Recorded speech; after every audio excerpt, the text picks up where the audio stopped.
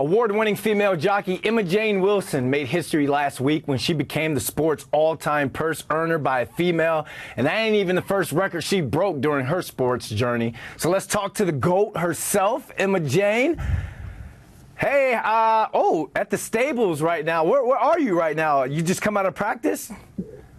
I'm actually on the backstretch of Woodbine where all the horses are housed and training. We're trying to avoid the rain a little bit in here, but yeah, we're doing all right. All right. Well, thank you for taking time out of your busy schedule to hop on with us, because we got to talk about this record. Going into the race, you were a little over 11 grand shy of Julie Krone for all-time purse earnings by a female jockey. And now fast forward to today, you're in the record book. So kind of take us through the race day emotions leading up to the start of that race. Well, it's interesting because as a jock, we go race to race, and each race is for different connections, and you're trying to win every single one. So for me, I take my emotions and put them in the back seat. The record was looming. I mean, I could have beaten it by finishing third, but to be able to get it done with a victory, and not just a victory for connections that I have had quite a lot of success with over the years. Mr. Roger Atfield, who is a dual Hall of Fame trainer in Canada and the U.S., as well as Mr. Charles Fipke, who owns the horse. I've had quite a few stake races with them as well, victories as well. So to do it with a victory for them kind of made it pretty emotional as well. It's one thing to get the record. It's even sweeter when you get the W with it. What were you feeling after that you had found out that you had broke the record? Well, it was looming, so I knew it was coming, and I knew that if I finished third or higher, it would push us over the edge. If I had won the race before on an old horse named Lapachka, it would have got done as well. But I was beating a dirty nose in the second. So the emotions and the feeling, galloping out after the race, I was overwhelmed. For an athlete who takes the time and we disassociate from it and focus on the task at hand, to then let those emotions come back. It was a bit of a flood, and it was good though. I appreciated it, and it was celebratory, and it's something that I've been striving for my whole career. Well, you're a multiple G1 winning jockey. You've got all types of records and been the first of a lot of things within your sport. So where does this rank to some of your other accomplishments? Well, I think it's a unique sort of situation, because if it wasn't for all those firsts, I wouldn't be in this position either. So this is more cumulative, more celebratory of all the successes. And what I think is the biggest part of it is the acknowledgement of the equality that is within the industry, and how far we've come since Julie started in 81. It was 40 odd years ago. How far the way the industry treats women in the game. Back then, even before that, women weren't even allowed on the backstretch. And that's a totally different story now. Well, let's give Julie her flowers, because like you said, she started back in 81. She's the first woman inducted to the National Museum of Racing of Hall of Fame. So what's you two's relationship like, and what does she mean both to you and the sport?